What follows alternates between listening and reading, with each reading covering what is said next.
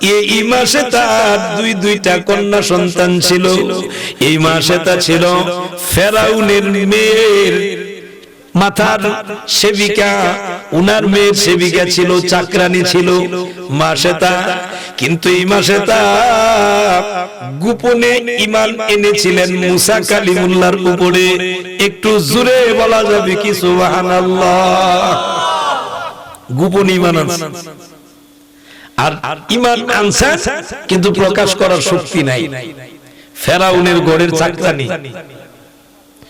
হুজুর মেয়ে যখন মাথা আছড়ায়, হঠাৎ করে একদিন মাথা যখন আছড়াতে ছিলেন, উনার হাত থেকে চিরুনিটা খসে পড়ে গেল।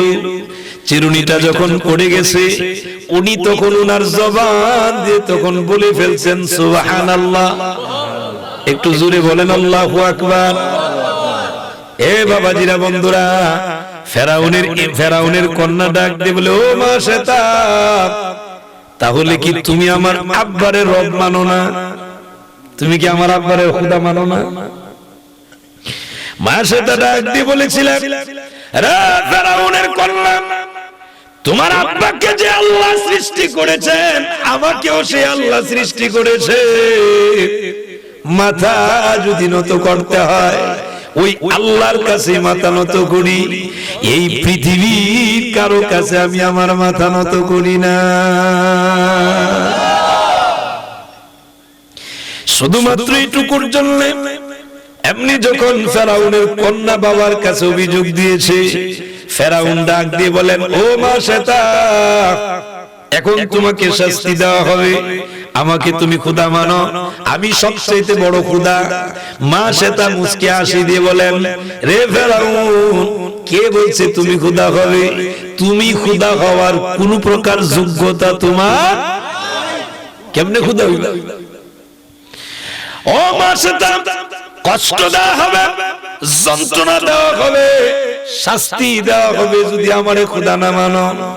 মাসেতা ডাক দিয়ে বলেন, ফেরাউন রে, এমন এক আল্লাহর উপরে ঈমান এনেছি, জীবন যেতে পারে গো, কিন্তু ঈমান থেকে আমি চুল পরিমাণও সরে যাব না।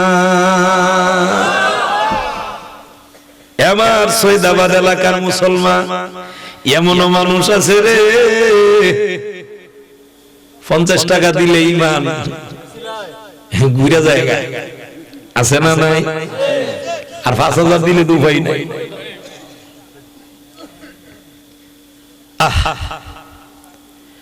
আমার সৈয়দাবাদের এলাকার মুসলমান, এই আপনাদের যে বাজার রেখে এসেছি, ওই বাজারের মধ্যে কি ঈমান বেচা কিনা হয় নাকি?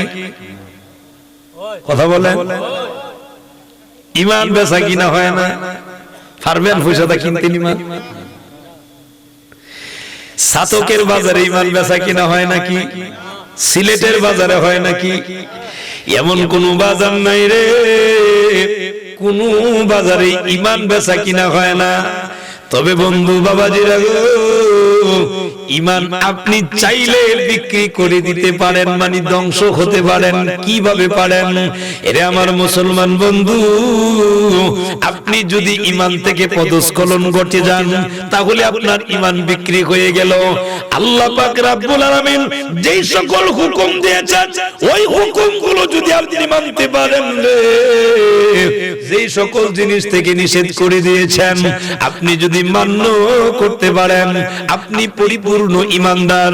আপনি যদি মানতে পারেন না, আপনি এখনো পরিপূর্ণ ঈমানদার হতে পারেন নাই। কথা বলেন ঠিক না বেটি? বাজারে যদি মানে ঈমান কিনতে পাওয়া যেত, তাহলে মানুষের চিন্তা করলো, যা বাড়িতে টাকা পয়সা আছে, শেষ বেলা ঈমানটা কিনা মজবুত বানাইলাম। ঠিক না বেটি?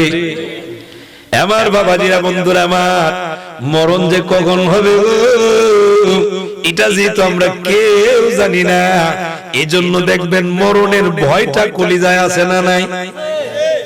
আর যদি এই ভয় না থাকতো, মানুষের মনে যেমনি যেমনি চলতে পারত। ঠিক না বেটি? আর আল্লাহ এই জন্য আগে জানাই দিছে, বান্দা বান্দি রে, যত কিছুই করো মরণ কিন্তু লাগবে। আর যেহেতু মরার পরে আমার কাছে আশা লাগবে, এই জন্যই ভয়টা করার দরকার আছে না নাই? আরে মুসলমান, এজন্য ফেরাউন ওই মাসেতাকে ডাক দিয়ে বললেন, রে মাসেতা, এবার চলো তোমাকে শাস্তি দেওয়া হবে। জনসম্মুখে না হলো বাবাজিরা গো, মানুষগুলো একত্রিত হয়ে গেল। ফেরাউন যে জিজ্ঞেস করলেন, এখনো সময় আছে, তুমি যদি রাজি হয়ে যাও, আমাকে যদি খোদা মানো, তাহলে আর কোনো শাস্তি দেওয়া হবে না। আর যদি খোদা মানো না, অর্ডার দিয়ে দিলেন সৈন্যবাহিনীদেরকে, তৈল গরম করো। বড় ডেকচি আনা হলো, তৈল গরম করা হলো। তৈল গরম করে আবার ডাক দিয়ে বলেন, মাসেতা, আমারে যদি খোদা মানো, মাফ করে দেওয়া হবে। খোদা যদি মানো না, তোমার যে দুইটা সন্তান আছে, এই দুইটা সন্তানকে এখন এই মুহূর্তে আমি শাস্তি দিব, এমন শাস্তি দিব রে, এই দুইটা সন্তানকে আমি কতল করে দিব। জোরে বলুন নাউজুবিল্লাহ।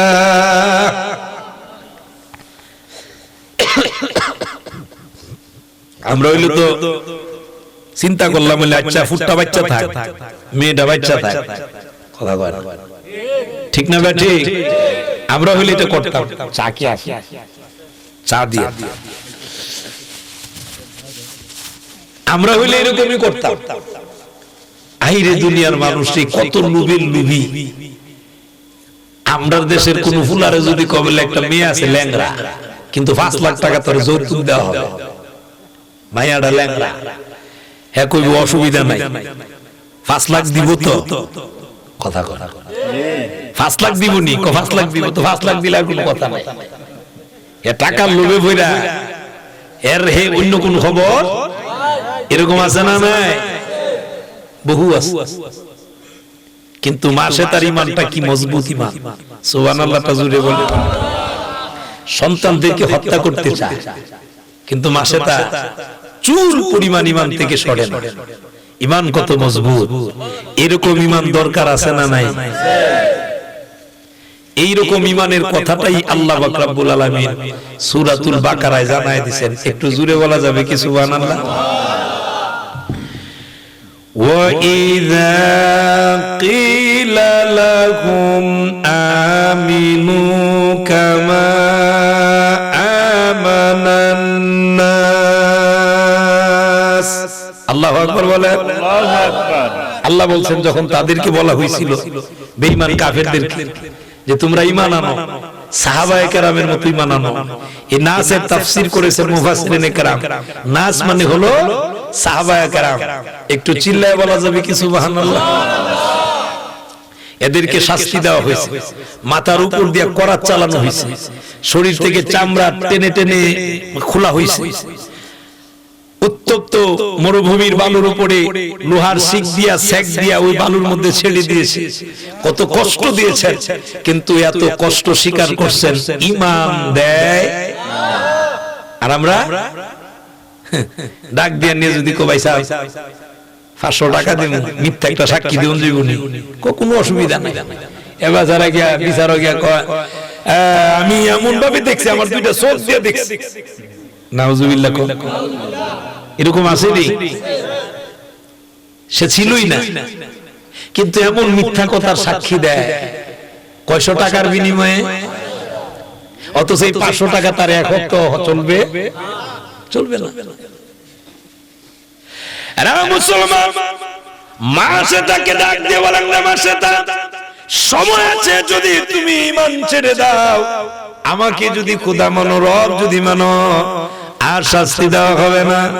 আর না হয় এখন তোমার চোখের সামনে তোমার দুইটা সন্তান, এই দুইটা মেয়ে সন্তানকে আমি হত্যা করব। মাসেতা মুস্কি হাসি দিয়ে বলেন, ফেরাউন রে, তোমার হয়তো জানা নাই, এমন আল্লাহর উপরে ঈমান এনেছি, আমার 2 সন্তান জবাই করতে পারো, আমার 2 সন্তানকে হত্যা করতে পারো। এই রকম ভাবে যদি আল্লাহ আমাকে 1000টা সন্তান দেয়, 1000টা সন্তান হত্যা করতে পারবা, কিন্তু আমার ঈমান তুমি নিতে পারবা না। এটার নাম ঈমান, এটার নাম ইমাম। আরে মুসলমানেরা, ও সৈয়দাবাদ এলাকার মুসলমান, লক্ষ্য করেন, অন্তরের কান লাগা। ঠিক ওই মুহূর্তে মাসে তার চোখের সামনে একটা সন্তান 5 অথবা 6 বছর, এই সন্তানটা বড় সন্তান। আরেকটা সন্তান, যেই সন্তানটা দুধ পান করে, ছোট সন্তান। আমার মুসলমান বাবাজিরা গো, মাসে তার সেই বড় সন্তানটাকে এমনি নিয়ে যাওয়া হয়। নিয়ে ও বাবাজিরা গরু জবাই করে, গরুর হাড্ডি যেই জায়গার মধ্যে কাটে, আপনারা কি বলেন এটা? হাড্ডি কাটার সময় যে এটার মধ্যে ফালা গর্দা। হে বাবাজিরা, বন্ধুরা আমার, ওই রকম গর্দার মধ্যে নিয়ে ছোট্ট মেয়েটার মাথাটাকে দিলেন, উপর দিয়া লট দিয়া এইভাবে দিলেন যাতে নড়াচড়া করতে পারে না। মুসলমানেরা রে, ঈমান কাকে বলা হয়, কেমন ঈমান হওয়া দরকার? আমার মুসলমান বন্ধু, আল্লাহর নবী রাহমাতুল লিল আলামিনের নাক মুবারকের মধ্যে গ্রান লাগায়। বলুন দেখি কেন গ্রান লাগাইছেন? এমন দামি হয়েছে, এমন সম্মানিত করেছেন যিনি, বলুন তিনি কে? এই সম্মানিত হইছেন আল্লাহর উপরে ঈমান থাকার কারণে। আমার বাবাজিরা, বন্ধুরা আমার, 6 বছরের বাচ্চা কি আর বুঝে? এই বাচ্চাটার গর্দানের উপরে যখন তরবারি চালায় রে, তরবারি চালায়া 2 টুকরা যখন করে দেয়, মার কলিজা মানেনি, মানে না, কিন্তু ঈমান তো ছাড়ে না। সুবহানাল্লাহ, তাজুরে বলে। আরে ফেরাউন, আমার মেয়েটাকে 2 টুকরা করতে পেরেছ, আমাকে তুমি টুকরা করতে পারো ভাই, কিন্তু আমার ঈমান তো নিতে পারবা না। ঈমান দেয় না বন্ধুরা গো। এবার ওই বাচ্চাটাকে টুকরা করার পরে মা সেটা ডাক দিয়ে বলেন, রে ফেরাউন, কষ্ট যদিও তোমার হয়, আমার এই সন্তান দুটি এবং আমার মৃত্যুর পরে তুমি একটা কাজ করবা, হাড়গুলা একটা কবরে দিয়ে দিও, এক জায়গায় দিও, মাটির তলে ফুটতে এক জায়গায়। এটাই তোমার কাছে আমার অনুরোধ। আমার বাবাজিরা, বন্ধুরা আমার, বড় মেয়েটাকে দুনিয়া থেকে যখন সরিয়ে দেওয়া হয়, ওই গোশতগুলো তখন আবার ওই কড়াইয়ের ভিতরে ছেড়ে দেওয়া হয়, যেই তৈলগুলো গরম করা হয়েছে। এরা আমার বাবাজিরা, বন্ধুরা গো, তৈল যখন গরম হয়, বক বক করে যখন উপরের দিকে উঠে, ফুটন্ত অবস্থায় যখন উপরের দিকে উঠে, ওই গরম তৈলে ছেড়ে দেওয়া হয়, যেমন হাড়গুলো মিশে যায়, এটাও যেন শরবতের মতো পানি হয়ে যায়। এই জন্য হাড়গুলো ছেড়ে দিলেন। গোশতের টুকরাগুলো সবগুলো যখন খসে পড়ে যায়, শুধু হাড়গুলা রয়ে গেল। আমার বাবাজিরা, বন্ধুরা আমার, এখন 2 নাম্বার ছোট্ট মেয়েটা দুধ পান করে। এ বাবাজিরা, বন্ধুরা, একটু আপনি আপনার দিকে একটু চিন্তা করে দেখেন, এমন পরিস্থিতি যদি হয় রে, আপনার আমার অবস্থাটা কেমন হবে? কথা বলেন, কি পরিস্থিতি হয়? মা মার কলিজা মানে না, মার কলিজা তো মানে না। মা চোখের পানিগুলো ছেড়ে দিয়া কান্দে। ফেরাউন বুঝতে পেরেছে, মনে হয় এখন মনে হয় আমারে খোদা মানবে। এমনি ডাক দিয়ে বলেন, রে মাসেতা, এখনো সময় আছে, এই সন্তানটাকে অন্তত পক্ষে বাঁচাইতে পারো ভাই। মা সে তার চোখের পানি ছেড়ে দেয়া ডাক দিয়ে বলেন, ফেরাউন রে, তুই কি মনে করছিস আমি মরণের ভয়ে কাজ করি? না না, আমার সন্তান দুনিয়া থেকে বিদায় হবে, আল্লাহর তৈরি জান্নাতি মেহমান হয়ে যাবে।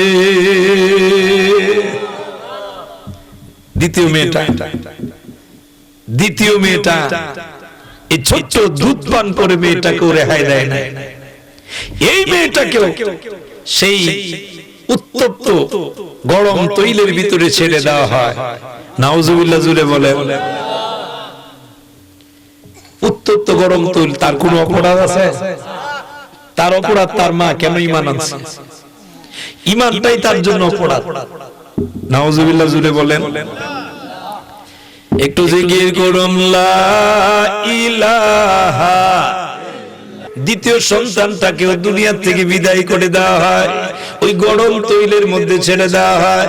এবার মাসে তার পালা, মাসে তাকেও যখন হত্যা করা হয় রে, শহীদ যখন করে দেওয়া হয়, ওই গরম তৈলের মধ্যে ছেড়ে দিলে ওই হাড়গুলো একত্রিত করে জিবরাইল আল্লাহর রাসূলের কাছে বর্ণনা দিয়ে বলতেছেন, ইয়া রাসূলুল্লাহ, ইয়া হাবিবাল্লাহ, নবী গো, এই হলো মাসেতা, যেই মাসেতা তার দুই সন্তান সহ এদের হাড়গুলো যেই কবরস্থ করা হয়েছিল, মাটির ভিতরে পুঁতে দেওয়া হয়েছিল, ওই কবর থেকে গো আপনি রাহমাতুল লিল আলামিনের নাক মুবারকের মধ্যে জান্নাতি সুঘ্রাণ লাগতেছে।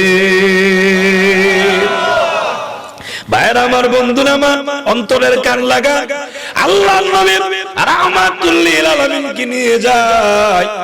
ও বাবাজিরা, বন্ধুরা আমার, যেহেতু লম্বা ঘটনা বলতে পারবো না এই সময়ের ভিতরে, এজন্য আরো কিছু ছেড়ে দিয়ে সামনের দিকে আগায়া যায়। বাবাজিরা গো, আল্লাহর নবী রাহমাতুল লিল আলামিন, দয়ার নবী, মায়ার নবীজিকে নিয়ে গেলেন। ও বাবাজিরা, বন্ধুরা আমার, প্রথম আসমানে যখন গেলেন, একটু জোরে বলা যাবে কি সুবহানাল্লাহ? আসমানের ফেরেশতারা জিজ্ঞেস করে, কে আপনি? জিবরাইল বলেন, আমি জিবরাইল। এখানে যিনি আছেন জিবরাইল ফেরেশতাদের মধ্যে সম্মানিত, আর সকলের চাইতে সম্মানিত আমাদের নবী, রহমতের নবী, সুবহানাল্লাহ। আমার বাবাজিরা, বন্ধুরা আমার, আদম সফিউল্লাহ প্রথম আসমানে।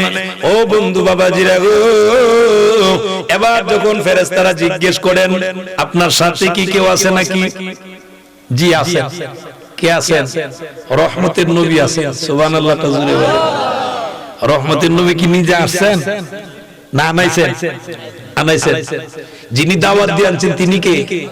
একটু জোরে বলা লাগবে, তিনি কে? ডান হাতটা উঁচু করে বলুন আল্লাহু আকবার। আপনাদের কি খারাপ লাগতেছে? খারাপ লাগলে বইলেন, কারণ কষ্ট দিয়ে ওয়াজ দেওয়ার দরকার। কারণ কষ্ট দিয়ে ওয়াজ দিব, এই ওয়াজ দিলে তো লাভ হইতো না, লাভ হইতো না। কষ্ট দিয়ে ওয়াজ দিলে আপনার যদি ঘুমো ধরে, আপনি যদি ঘুমাই যান, আর আমি যদি ওয়াজ করি, বড় জন জিগাই হুজুরে কি ওয়াজ করছে, আপনি যখন কই দিতাম না, ঘুমাই আসলাম, এই ওয়াজ দিয়ে লাভ আছে? মারহাবা বলেন। এজন্য ঘুমো বাঙ্গাল লাগে, ঠিক না বেটি? এই আমার বাবাজিরা, বন্ধুরা আমার, এখান থেকে একটা জিনিস শিক্ষা গ্রহণ করেন। শিখার দরকার আছে না নাই? কোথাও যদি যান, কারো বাড়িতে যদি যান, অনুমতির দরকার আছে না? বাবারে, আমরা তো অনুমতি নেই না, সালামও দেই না, ঠিক না বেটি? সালামও দেই না, অনুমতিও নেই না। ওই যে দেখেন, শিক্ষা দিতেছেন, সুবহানাল্লাহটা জুড়ে বলেন। আসছেন এত সম্মানিত, আল্লাহর সৃষ্টি জগতের ভিতরে এত সম্মানিত আর কেহ নবী রাহমাতুল লিল আলামিন। কিন্তু সেই নবীও ওখানে যাবেন, অনুমতি নেন, ভিতরে ঢুকবেন, অনুমতি নেন, সালাম দেন। সুবহানাল্লাহটা জুড়ে বলেন। তাহলে আমরা নবীর উম্মত, এই শিক্ষা গ্রহণ করার দরকার আছে না নাই? কিন্তু আমাদের দেশের এমন অনেক পরিবার পরিজন, অনেক মানুষ আছে, জীবনে জিন্দেগিতেও সালাম দেয় না। কথা বলেন না কেন? পরিবারে সালাম দেয় না। 5 সন্তানের বাবা হইছে, 8 সন্তানের বাবা হইছে, 10 সন্তানের বাবা হইছে, জিন্দেগিতে ভুলেও বলতে পারবে না স্ত্রীরে কোনদিন সালাম দিছে। কি চাচা ঠিক আছে নি? এরকম আসেনি? সালাম দেয় না। অথচ সালাম দিতেন, এটা আল্লাহ নির্দেশ দিয়েছেন, রাসূল নির্দেশ দিয়েছেন। সুবহানাল্লাহটা জুড়ে বলেন। আল্লাহ নিজে নির্দেশ দিয়েছেন, কারো বাড়িতে যদি যান, অনুমতি নেওয়ার কথা বলছেন, সালাম দিতেন, কিন্তু সালাম দেয় না। আর এখনকার যুবক আছে কিছু, এরা বড় টেটনা, ফাকনা। টেটনা যদি দেয় কোন বাড়িতে একটা বউ আইছে সুন্দর, চিন্তা করে এই সুন্দরী বউটারে দেখতাম কেমনে, যখন দেখছে ভাইসাব বাড়িতে নাই, সুন্দর করে ঘেরা ডাক দেয়, কয় ভাইসাব বড় নেই, একটু যাই নিয়ে গেছে, ভাইসাব নাই। কথা কয় না তো, ভাইসাব গড় নেই, গড় নেই কয়ে ঢুকে গেছে। নতুন যে বউ এবিডি কইতেছে, আপনার ভাইসাব তো গড় নাই, গড় নাই। কত ভালো হয়েছে ভাবি, আইসা পড়ছে যেহেতু একটা ফান খাওয়া। কি খাওয়া? এটা ফান খাওয়া এর উদ্দেশ্য না, ভাবিরে দেখতে উদ্দেশ্য। নাউজুবিল্লাহ বলতেন না? আরো জোরে বলবেন না নাউজুবিল্লাহ? এরকম কিছু চালাকিয়া মানুষ আসেনি? অতি চালাকের গলার দড়ি। বেশি চালাক হইও না, বেশি চালাক ভালো না। কথা বলেন ঠিক না বেঠিক? অথচ মায়ের রুমের ভিতরে গেলেও আপনি, মায়ের রুমের ভিতরে গেলেও আপনি, যে মায়ের পেটের ভিতর থেকে বের হইছেন, ওই মায়ের রুমের ভিতরে গেলেও আপনি আগে মায়ের অনুমতি নিতেন। সুবহানাল্লাহ। আরো জোরে কোন সুবহানাল্লাহ। নেওয়ার দরকার আছে নাই? গতকালকে আমার মাহফিল ছিল আমাদের কিশোরগঞ্জ জেলায়, আমার যেখানে জন্ম, আমার গ্রামের পার্শ্ববর্তী গ্রাম, ঐতিহ্যবাহী কদমসাল দরবার শরীফ। হাজার হাজার মানুষ হয়েছে। তা আমি ওই মাহফিলের সুবাদে আমার সাথে আমার দ্বিতীয় ছেলে গেছিল, এই যে আজকে আসছে বড় ছেলে, দ্বিতীয় ছেলে ছিল। আমি আমার ছেলের আগে পাঠাই দিছি যে তুমি তোমার দাদুর সাথে আগে সাক্ষাৎ দাও, আম্মু আছেন তো? আব্বু নাই। এরপরে আমি গেছি মাগরিবের পরে, আমি গেছি, গিয়ে আম্মারে পাইছি, আলহামদুলিল্লাহ বলে। কিন্তু আমি রুমে এমনি ঢুকছি না, বাহির থেকে গিয়ে আগে সালাম দিছি, আসসালামু আলাইকুম সালাম দিছি। আম্মু সালামের জবাব দিছেন, অনুমতি দিছেন, এরপরে রুমের ভিতরে ঢুকছি। এই যে আমার সাথে আমার সন্তান আছে, আমরা বাসায় বাচ্চারা বাইরে হইলেও সালাম দিয়ে বাইরে, আমরা বাইরে হইলেও সালাম দিয়ে বের হই। আমরাও ভিতরে যাইতে গেলে আগে গিয়ে সালাম দেই, এরাও দরজা খুলতে গেলে সালাম দেয়। আলহামদুলিল্লাহ বলে। এই শিক্ষাটা দেওয়ার দরকার আছে না নাই? আমার 2 বছর আপনারা আবার নিয়ে কষ্ট নিতেছেন যে আমি আমার ঘরের কথা বলতেছি। লা হাওলা ওয়ালা কুওয়াতা ইল্লা বিল্লাহ, এটা প্রকাশ করা আমার উদ্দেশ্য নয়, শিক্ষা দেওয়ার উদ্দেশ্যে আমার কথাটা বলা। আমার ছোট্ট ছেলেটার বয়স হলো 2 বছর 7 মাস। 2 বছর একই করে জানেন, বিদায়ের বেলা আসসালামু আলাইকুম ফি আমানিল্লাহ, সাবধানে যায় বাচ্চা বলে। কেন বলে? আমরা এগুলা বলি বিদায় বাচ্চাটা শিখছে। কথা বলে। আজান হয়ে গেলে সাথে সাথে বাসা থাকলে চলছে, আব্বু নামাজ, আসেন নামাজ। এর 2 বছর 7 মাস, কিন্তু এর আপনি গেঞ্জি পরে রাখতে পারতেন না, এ পাঞ্জাবি পরবো, এ মাথার টুপি দিব। এরা আপনি বলেন আসো দোকানে যাই, এর সাথে সাথে বলবে পাঞ্জাবি পাঞ্জাবি, আগে পাঞ্জাবি দেন, পাঞ্জাবি ছাড়া দোকানে যাবে না, টুপি ছাড়া দোকানে যাবে না। বয়স কিন্তু 2 বছর। এটা শিখছে কেন? আমাকে দেখতেছে, তার ভাইদেরকে দেখতেছে। তাহলে এই বাচ্চাটা যেটা দেখবে সেটাই শিখবে। কথা বলে। আর আমাদের ঘরের ভিতরে কি চলে? টিভি চলে। বাস্তব কথা বলছেন ভাই, টিভি চলে, নাচ গান চলে। আর এগুলা দিয়া মা দোয়া করে, আল্লাহ আমার ঘরে যদি একটা ওলি বানাই দিতা, তো দোয়া কেমনে কবুল হইতো? কথা বলেন না কেন? দোয়া কবুল হবে?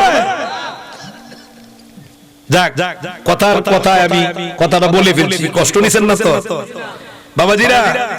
সুতরাং আল্লাহ পাকের হুকুম মানার দরকার আছে না নাই? আরো জোরে বলেন, দরকার আছে না নাই?